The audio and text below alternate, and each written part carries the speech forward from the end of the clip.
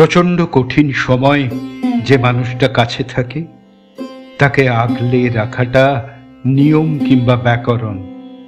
আমি সম্পর্কের মানে জানি না, শুধু জানি সর্বনাশের পরে ক্রিস্টোফার কলম্বাসও ডোমোনিকা আবিষ্কার করেন।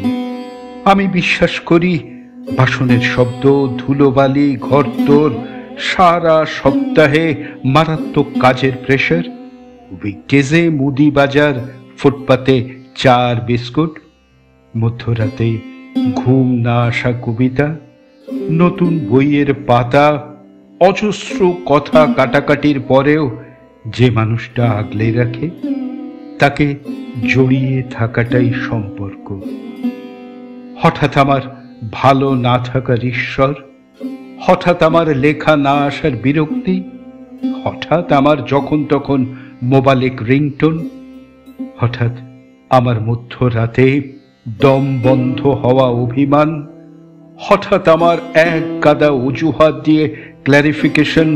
যে মানুষটা হজম করে, যে মানুষটার কাঁধে রেখে রাক্ষসের স্বপ্ন, তাকে আর যাই হোক হারাতে পারবো না কিছুতেই, বরং এই কীটপতঙ্গের সংসারে আগলে রাখবো।